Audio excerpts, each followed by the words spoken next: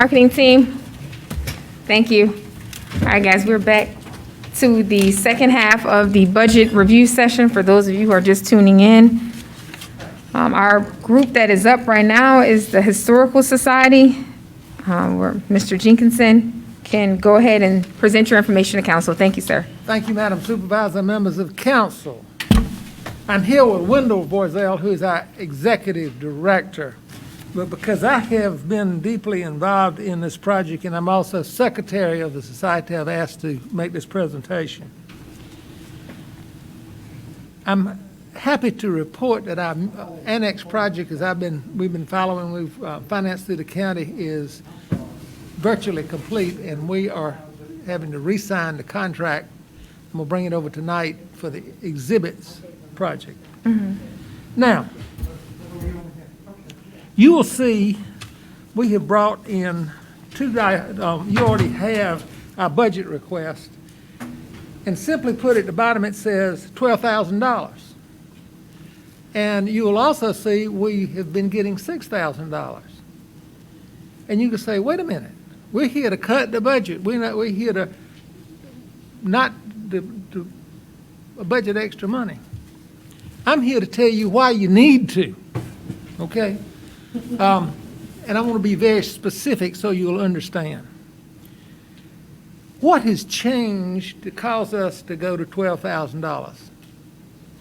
Specifically this: the museum has become the front doorstep of Williamsburg County as far as tourism, people coming here, school tours, and as an educational place and a cultural place for our citizens, telling the story of Williamsburg County. We have families doing research coming in. It's amazing the response that we have been getting and people coming in. The museum has been in business since 1967, 54 years. In that period of time, we first moved Thorntree, which is a historical home that was built here around 1754, into town. You can say, well, why is that important? Well, it's important because it was a home here and illustrates the early Williamsburg County. It illustrates the craftsmen that were here then. It illustrates what slave labor did in Williamsburg County, the craftsmen that were here, who made the bricks, who did the ornate carvings and did work. It's a great part of Williamsburg County's story we like to tell. Then we opened the museum around 1990, first in the old Exchange Bank and now in the Carnegie Library. So what has changed? Well, I'll tell you. The new museum annex is a $400,000 renovation to a building. It's stunning. It doubles the size of the museum. It's stunning because Williamsburg County government has not put in one dime. But you have participated greatly by being our sponsor for a grant of 1/2 of that amount. The Historical Society raised $200,000 cash money in Williamsburg County. That took a lot of work, and we raised it. It had to be raised to do it, so that's funded. That was $400,000. We are signing, in the next day or two, a $192,000 contract for the exhibits and displays, particularly in the African American annex, which is going to be next door. Why is that significant? Almost 70% of this county is African American. 70% of the history of this county is African American. It's a story that's got to be told, and it is going to be told, and we're going to tell it.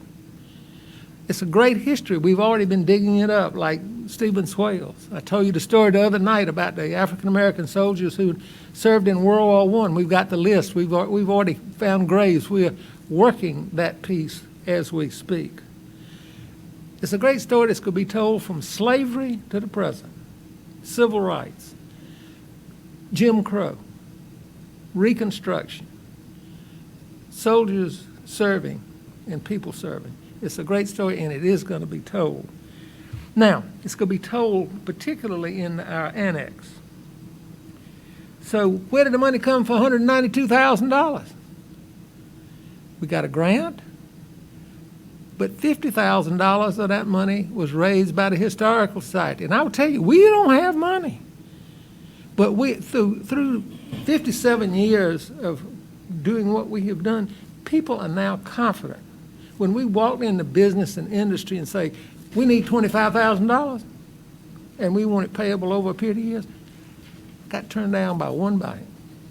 I say two banks. Rest of them glad to, because they realize how important it is for the quality of life of our citizens to bring people in. Industry, one of the questions they ask, do you have a hospital?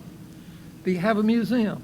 Do you have cultural events? Which turns us to the next piece. Now, we provided you with what we plan to do.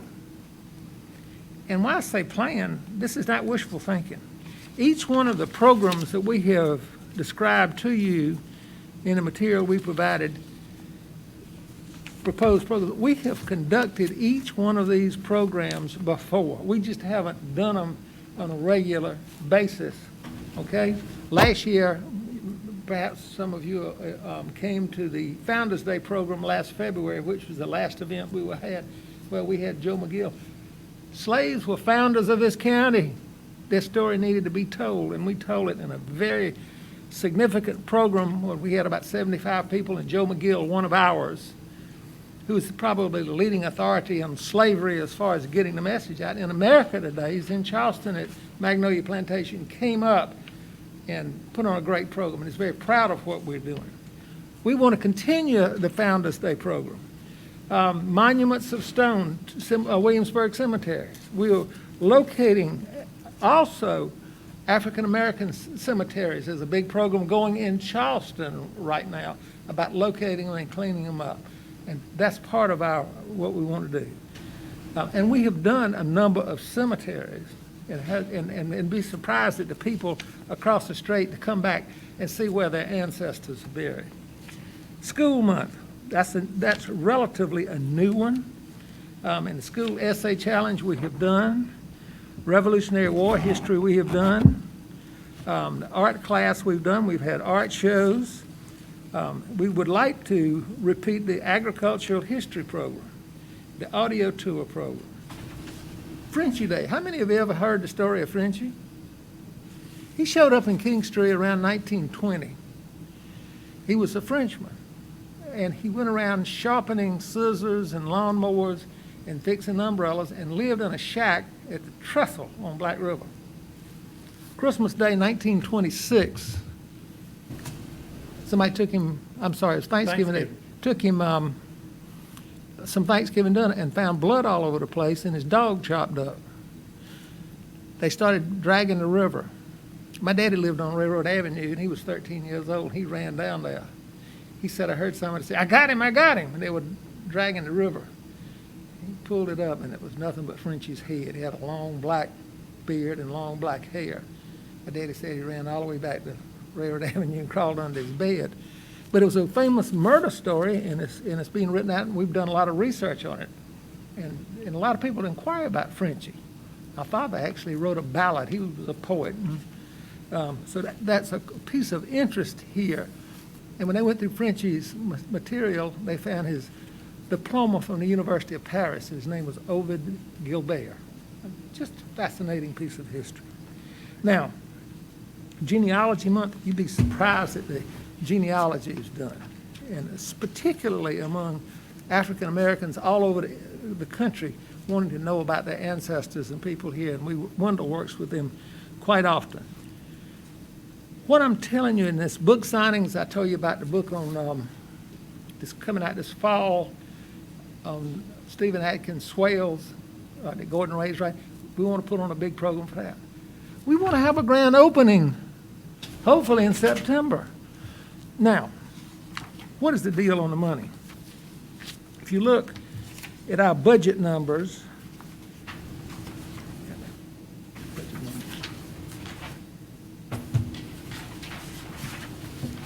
you will see This is actual numbers. This is not wishful thinking. This is based on last year's numbers. You see our income is right around $25,000. We've got a little bit of investment money we got through estates that we can only get the interest off of it. And bottom line is we have about $25,000 coming in. We're looking, and all we have added into this expenses is what we anticipate the annex power bill and water bill alone is going to run $3,000 a year addition. We know that for a fact, and we still going to be $6,000 short. That's even with the $6,000 the county's coming in. Now, how do we get by that?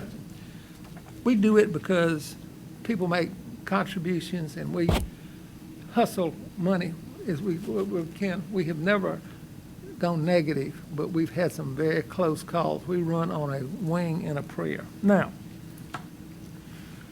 why do we need $6,000 more? Well, we need $3 to pay the power bill and the water bill and the annex. The town of King Street gives us the property. All of that's deeded and in their name. That building was theirs. They provide all maintenance on those two buildings. They provide all of the insurance on those two buildings. And they gave us supplement. The town of King Street is doing their part in helping us because they realize what we bring to the town of King Street. But we don't look at it as somebody from King Street. We're here for Williamsburg County. So $3,000 is hard money that we don't have. The other $3,000 we want to put into the programs, and we run a low-budget program. Typically, you pay the speaker a little honorarium for showing up, pay the gas. We have usually light beverages like cookies, cake or two, some punch, and but it's cost associated with that. And sometimes you have to pay for somebody to come in. But based on our experience with these programs, we are showing the cost of the programs this coming year is going to be $17,000. And you can say, where in the world are you going to get that money from? Well, $3,000 of it is going to be allocated to the program, the budgets it towards. We will apply for grants. We will make that go hard as we can go. We'll have to go out and solicit. We're going to put these programs on probably not a tremendous number this coming year till we sort of get things working but we're going to be running programs and we will eat that deficit and raise the money to do it. But if we don't have the $6,000 I'm telling you about, that's just seed money to get us going, make sure we got the bills paid, the doors open. You're not going to be paying anybody's salary. One of them makes the same salary he came to work for. We're not. I think you'll see he gets $10,000 a year and works Tuesday, Wednesday, Thursday. But he also works Saturdays. He works when people come in. He'll get us, we got a bus load coming in on Monday. Can we come? He's there. He has been a fabulous employee, a fabulous director, a real. People bring stuff to our museum all the time about our history. So I cannot tell you enough.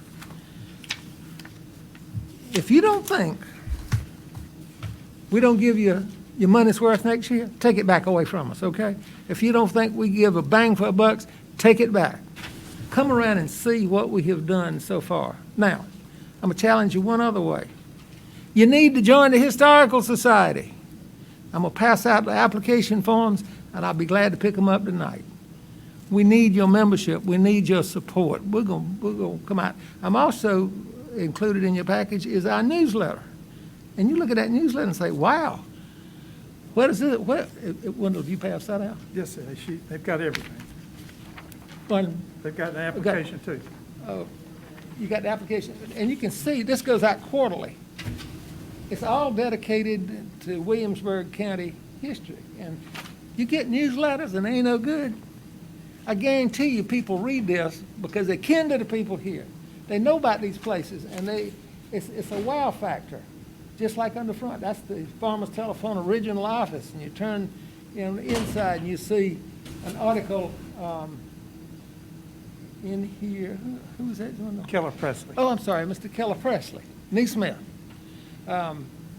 Marshall Easterling, that's Lou Easterling, Barney Easterling's wife in high school, okay? Loyal members of our society. Old churches. There's, Dr. Tisdale is over on the next page, along with a picture of Lane, South Carolina. How many of you knew Lanes was a great metropolis one time? Hotels, businesses, and it was a crossroads for railroads. And if you look on one of the back pages, you'll see Williamsburg Funeral Home 50 years ago. So people are fascinated by these kind of materials. Ask a question. If I can't answer it, I know Wendell can. I'll shut up. Thank you for the presentation. I was at the Founders Day event last year, and it was a great event. Thank you. I'm looking forward to touring the new facility. I just have a question about, if you know on average, how many students and visitors actually come and visit the museum? I'm just curious for myself. Yes, Take his mask down, you might be easier. Pardon? Take his mask down. I'm not sure of the exact number. I have a log at the museum that keeps track of those people. I know last year it was lower because they came because of COVID, but we've had busloads of people come through. Cassandra brought two busloads one year, the year before, I think, to come through and view the museum.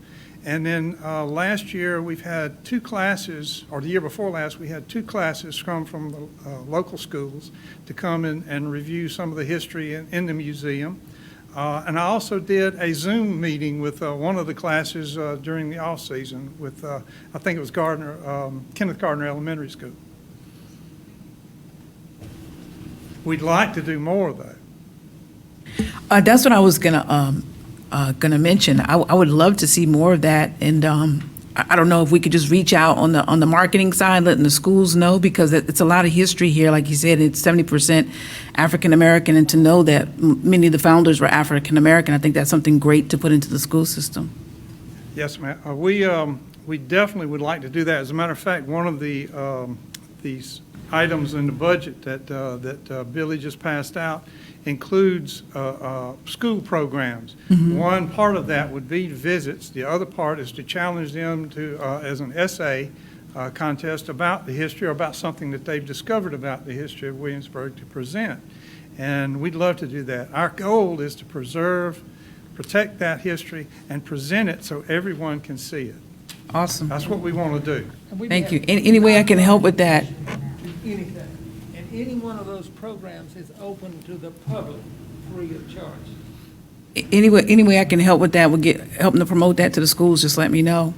Especially just being able to come and do those tours and to learn the different things. I'm Just sorry, let me. I can't. Anyway, I'm sorry. It's my hearing. I apologize. It's okay. Any way I can help with the promotion of that and letting people know about those tours and how the schools can get involved, please reach out, let me know. Thank you so much. You Absolutely. were great help with our Founders Day program last year, and we appreciate that too. Thank you. Thank you so much. Any other questions from the members of council? Appreciate all y'all do. Hearing none, thank you. See you later on, 6 p.m. Thank you, Mr. Wendell. All right. Anyone would like Robert a just tour of texted the me. He's on the building, way. please call me or come by and see. I'd be glad to take you through it. Thank you. I think we should forward as a council, shall we go together? I think that's a good idea.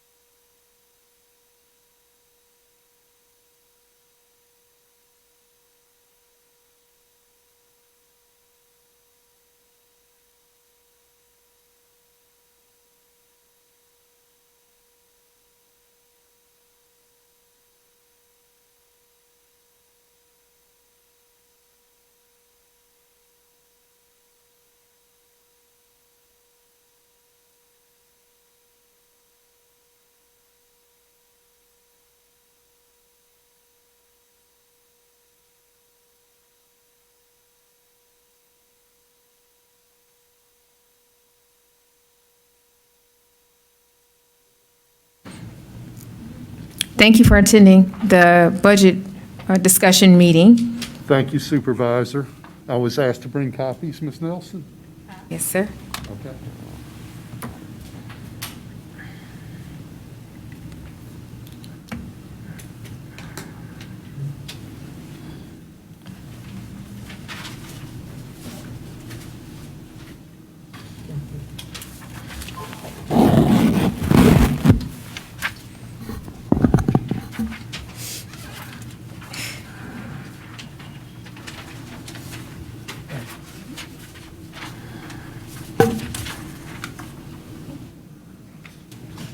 All right. Mr. Welch, you are on. Thank you so much, Supervisor. It's a pleasure to be here today. I want to thank you for the opportunity to come and present our request that you have in front of you. And our request, you see first off, I do understand I'm probably on a live stream. My name is Robert Welch, and I'm here representing Vital Aging of Williamsburg County, aging services provider for Williamsburg County. I'm the executive director. The request that we're presenting is to help support our services to seniors throughout Williamsburg County. Those services are listed in your form: group dining, also known as congregate dining, home delivered meal program, transportation program, and transportation means transportation to and from the centers. Homemaker services, that would be light housekeeping and errands for homebound seniors, and evidence-based programming. Evidence-based programming would be like physical fitness, arthritis foundation exercises, and programs of the like. That is our request that you see. I've given you a little bit of the numbers, unduplicated numbers of folks that were served in the program year for 2019 through 2020. That would be from July the 1st of 2019 to June the 30th of 2020. So you see the numbers there in the form. And for the benefit of those on the stream, I'll read that out. It says 92,084 meals were served to 478 homebound and congregate dining seniors, 26 seniors transported, a total of 49,468 miles. And the reason why that was kind of cut short is because March 17, out of an abundance of caution, we temporarily closed the centers. And so our transportation program has been suspended at this time. And I'm going to give you some news after I finish this part of the report. In 3,424 hours of homemaker services allowed 41 seniors to remain independent in their homes. The news I'm going to give you is that we are going to attempt a limited reopening on April the 6th of the Greeleyville Center. And we're going to see how that goes. Ms. Charlene Allen, our Wellness Center coordinator, and staff developed a plan, and we were going to try this in January. We developed the plan in December and passed it on to Waccamaw, and they approved it, but we saw the surge, so we paused. But we had another staff meeting on February the 23rd, and we're going to attempt a reopening on April the 6th. And I think your building code inspector has already told us that the capacity is at 16 of folks that can come on limited activities. So we're going to just see how that goes as far as walking back into the congregate setting. I will say first off, it's been an eventful year. I want to say that when the COVID pandemic came down, you were here. Your staff came out at a very dark time for us and helped us deliver, and I want to say thank you. Thank you. You came out in a big way. It was really inspiring, and I'm getting teared up thinking about it. And the sheriff, many times, was there helping us with emergency boxes that came from Low Country Food Bank, like at the drop of a hat, and emergency shelf staple meals, because obviously we couldn't bring people in to pick them up at that time. We wanted to kind of distance. We wanted to put it in their hands rather than have them come get it. And we gradually went to the drive-by pickup of meals. And so that's where we've been operating out of since, is a drive-by pickup, a method for the centers. I will say that the home-delivered traffic has picked up considerably since the onset of the pandemic. We've seen, I would say, at least about a 25% increase in home delivered, the demand for it. We do not have a waiting list. I'm happy to say at this time, that's rare in our business not to have a waiting list, but the Waccamaw Council of Governments has helped us with the funding, so there has not been a waiting list for us as a provider in some time. So as soon as we have the referral that we give to Waccamaw, they do the assessment and interview, and then they send us the order back, and we've generally been getting people on pretty quick. Enough for me talking. Any questions, Supervisor? Any questions, members of council? Mr. Welch, first of all, thank you for what all you do. No question about it. It's an essential service to our seniors. Just looking at these numbers, is this in an increase? Well, or is this? It is what we were at for the program year from 19 to 20, and we're just asking if that can be repeated the same.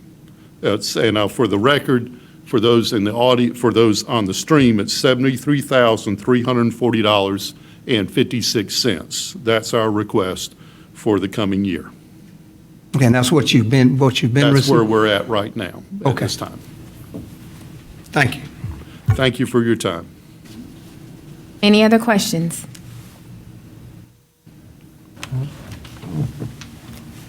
Hearing none. Thank you, Mr. Welch. Appreciate Thank you you for so showing much, up today. Supervisor, members of council. Appreciate your time. Thank you, Ms. Nelson. Thank you.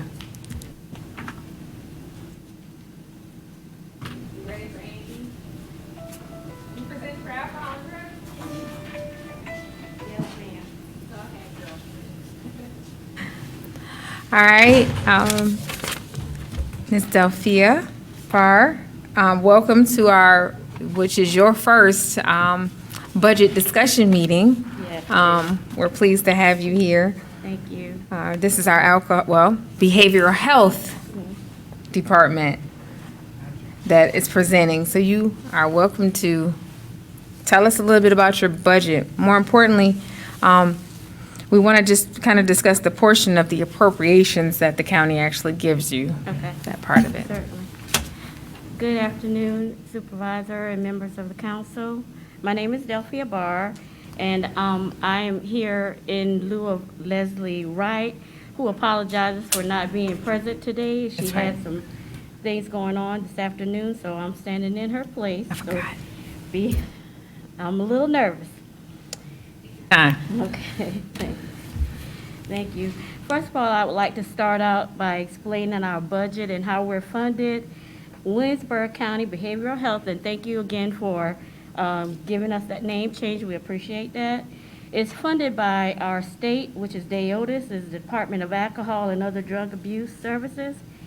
Williamsburg County and local excise taxes, and our client fees.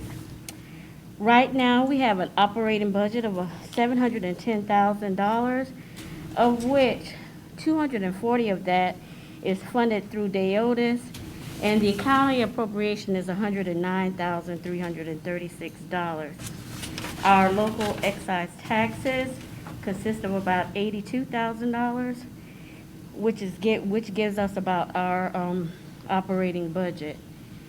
We originally had 12 employees, and now we're down to 7. And this has been a struggle as our employees are being tasked to cover multiple roles. As I understand it, last year our budget was cut, and we are asking that if we could get part of that back, because it has drastically impacted our ability to keep our employees employed. Since we will be reopening the Hemingway office, we will need to hire at least another employee or two to operate the Hemingway office. And if we can get an increase, that would help us very much. It's been extremely difficult to maintain salaries, given that our clients' fees have been reduced due to the pandemic and their inability to pay. We do have some clients, however, that are paid through a grant, but the portion of our clients that are not paid through the grant, we have a difficult time trying to collect those funds, as of course you know the pandemic is going on. We are very concerned about the ability to continue paying our employees with this cut. So we are asking that if we could get an increase on our budget as far as appropriations are concerned. We have cut down a lot of our spending. We're down to the bare basics for spending as far as anything is concerned, as well as office supplies. So therefore, we were asking to see if we can get that increase in order to maintain our agency.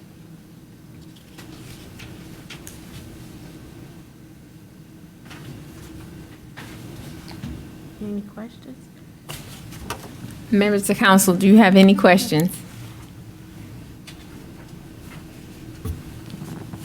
Yes, good afternoon. Yes, sir. All right, how you doing today? Fine, sir. It's a pleasure to have you here with us. I just have one question. I think you guys are doing a great, fantastic job. Is there any way, because I'm not familiar with all the programs, could you get me a list of all of the services that you offer to our citizens? Councilman Woods, they will be coming to do a presentation next council meeting. Okay. Okay, disregard that. Okay. Thank you. Yes, sir. But I'll make sure she has that ready for you.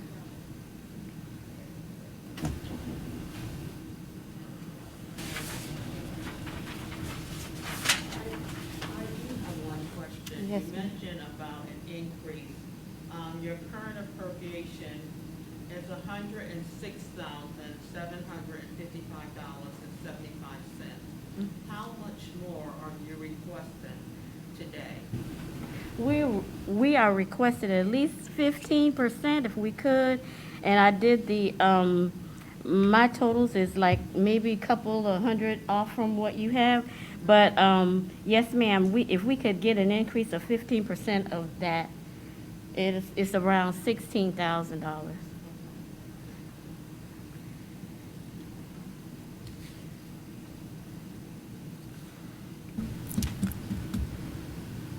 And we, like I said, we are getting our local alcohol excise taxes as well.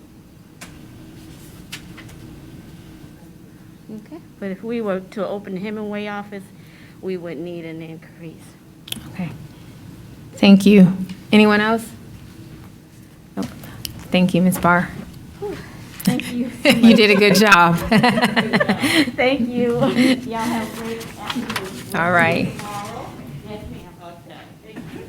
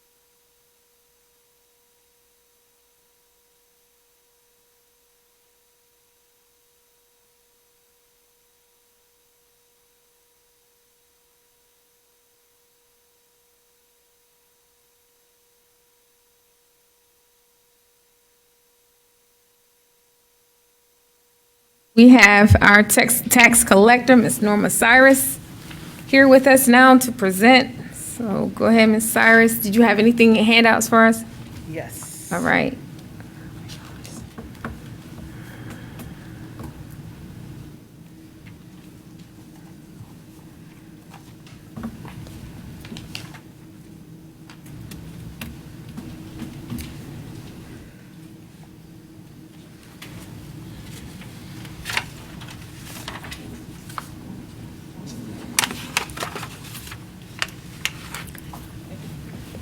Thank you, ma'am.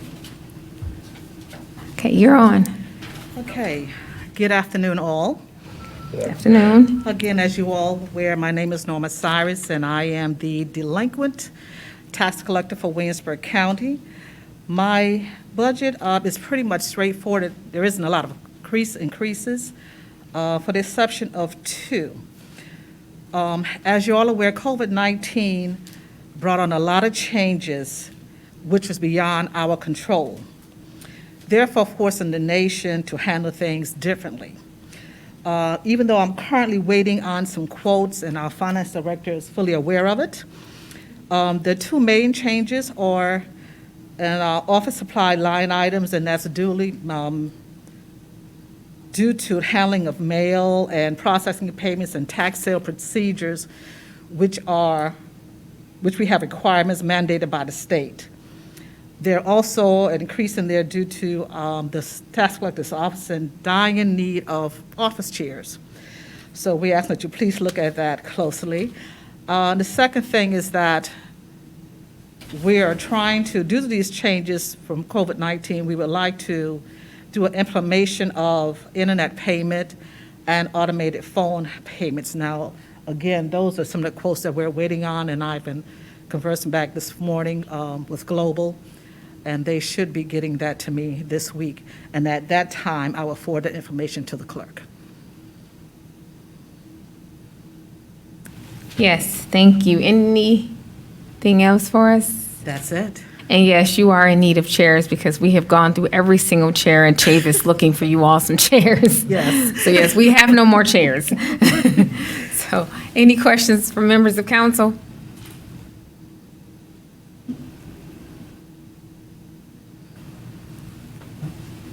Hearing none. Thank you, Ms. Cyrus. Thank you all ever so much. Have a great evening. All right. Ms. Cyrus.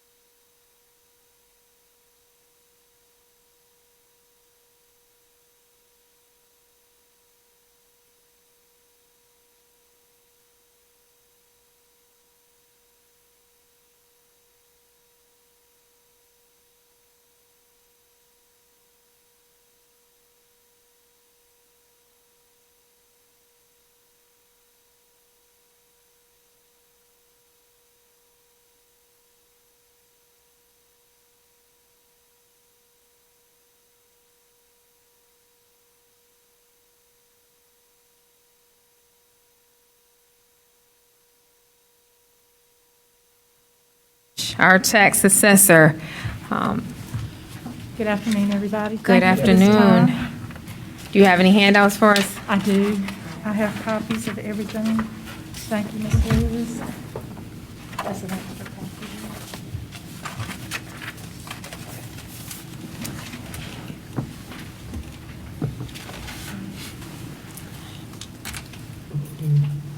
While Ms. Liz is handing that out, I'm going to go ahead and say a few things because it's before my budget, but it has to do with where we are in the assessor's office right now. As everybody knows, we asked for an extension last year to perform our reassessment program. And although I understand all the cutbacks and the reasons for everything, that we've lost staff, it has really put us into a bad position to try to finish a reassessment. However, we're doing the best we can. I've kept Department of Revenue informed on where we are and what's going on, and they have told me to proceed to the best of my ability and to try to get as much of the information covered as I can. They're looking at allowing me to move forward without a complete county review because we don't have any appraisers out there. We are in the process, and thank you again for the 2 slots that you did give me back. We've been advertising those, and we have had no licensed appraisers come forward. Part of the reason right now there's a better revenue, I guess you'd say, for the appraisers in the fee world than it is to come to work for the county. So all the counties are in the same boat as far as that's concerned. There are a lot of counties who are down 1 or 2 appraisers. I'm just pretty much the only one with no appraisers on, full-time right now. I have a contractual we're working with and a data collector, and we're trying to do the best we can. Moving a little bit on with that, our next reassessment will be in 2025. It will be implemented 2025. 2024, we'll be out in the field gathering information once again. Just a quick note, those appraisers that we have, and in the past, like I say, I understand the reason for the freezing before. Homes, when we put on a $100,000 home, 20 of those, if we don't get them in on the tax year that they should be in, we're losing a little over $18,000. That's better than half of what we would pay another appraiser to be able to find those properties, to work our building permits, to be able to review the properties when the folks call in and say, I disagree, I don't have 4 buildings, I've got 2. Or that's on my neighbor's property, it's not on mine. We don't have those folks to go out there and look. We are in the process, and like I say, thank you again for the 2 slots. If that was on a 6% property and not a legal residence property, we'd be losing over $86,000 a year. So just to give you an idea. I'm sorry, was there a question? Okay. Moving into our budget. On page 1, I show my revenues. Last few years, we've been real low in the maps and the copies and whatnot, due to a little bit of public coming in.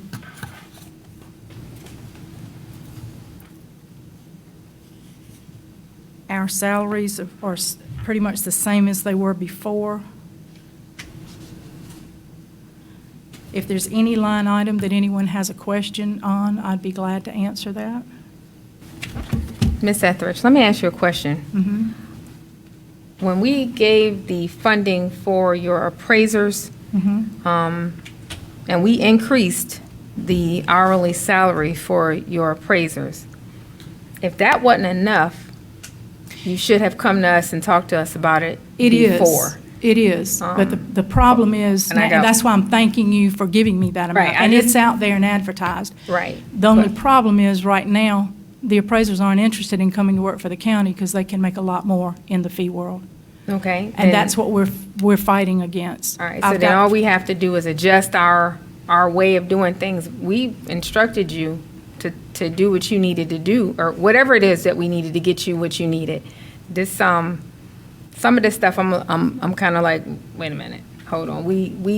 whatever you needed us to do other than bringing one of your people back was the only problem that we had. You retired, Mr. Stately, and we left the position open. If anything, your department is fully stocked, or we feel, unless you need to bring on some more positions. But yours is the only one that really remained intact throughout this entire epidemic. So I'm just be mindful of how you put that information out there, or if there's something that we're missing Right. at my level, being your supervisor, please let me know that, Okay. you know. As, and in response to that, as in past years, we've discussed the other counties and what Department of Revenue's recommendation was. Department of Revenue's recommendation, it's not a mandate, it's simply a recommendation, is that you have one appraiser for every 5,000 parcels. In our county, that would be about 7 different appraisers.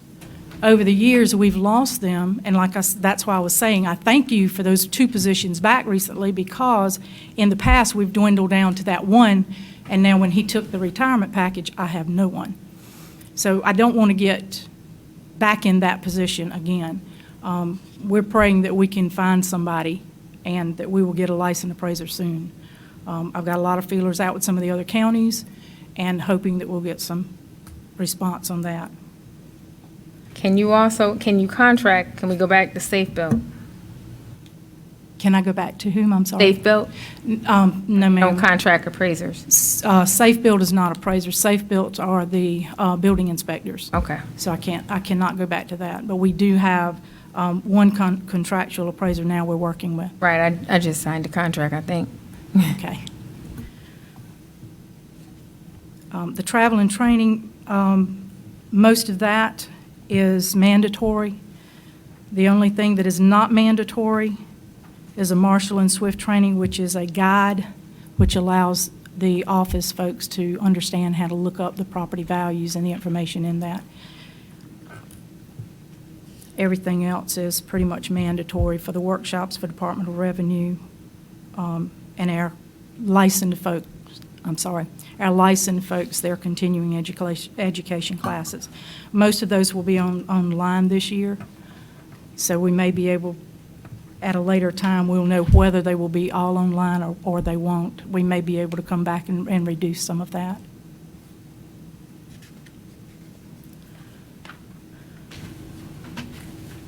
The capital request that I put in, we currently have, QS1 is the company that we currently have. They're a good company, good folks, but it doesn't do a lot of the stuff that we need it to do. Instead of entering multiple places, the information, a lot of these other folks, we can go in and enter at one time and we're done. They make it very complicated to pull some reports, as I understand that finance and some of the other offices have had some of the same issues. Like I say, they're good folks, nothing against the folks, but the software has something to be desired. We've reached out to other counties to find out what softwares they were using.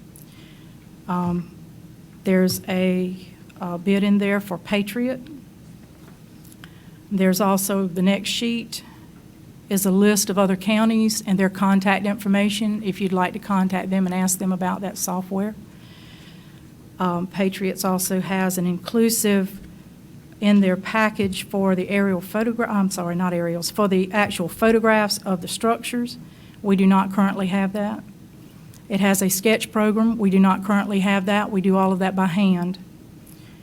The scanner, instead of having individual scanners, as we have discussed with our current company in previous years, we don't need that. If we go with Patriots, we can use our current copier and be able to scan in any photographs or documents that we need to.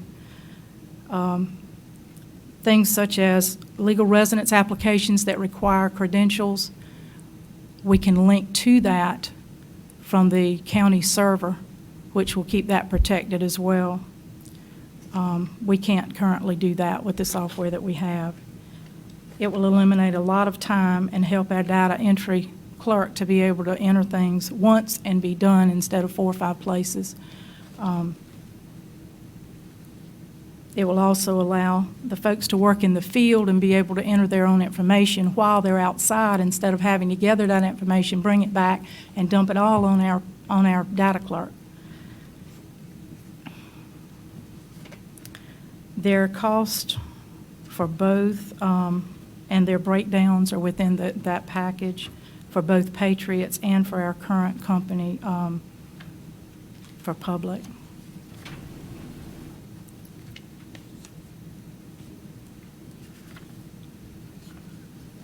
And pretty much, that's my budget.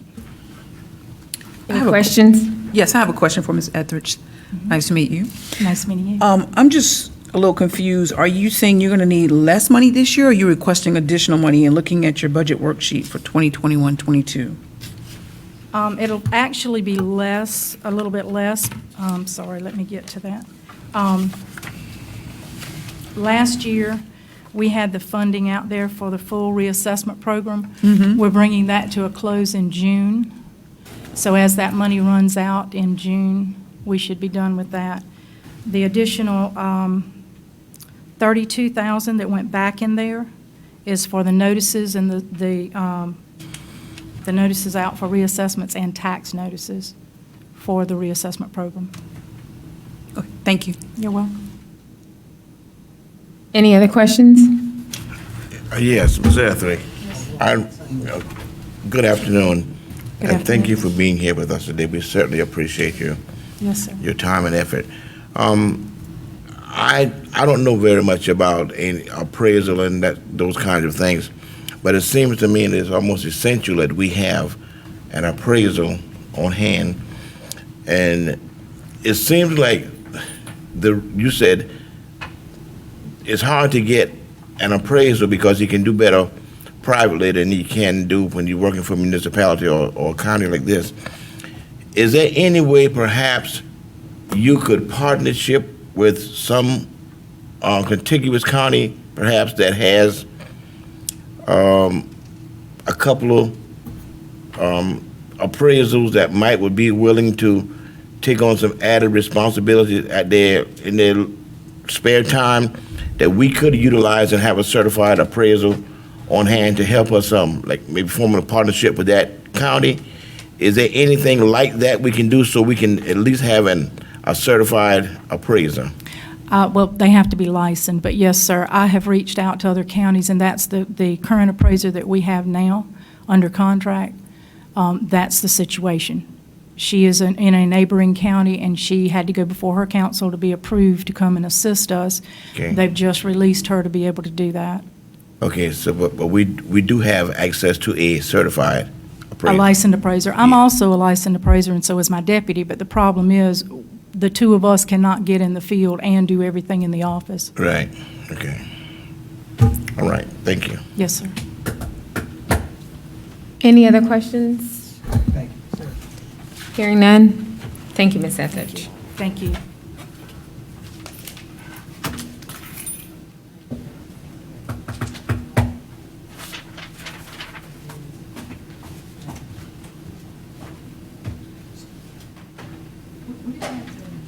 Oh, we got that.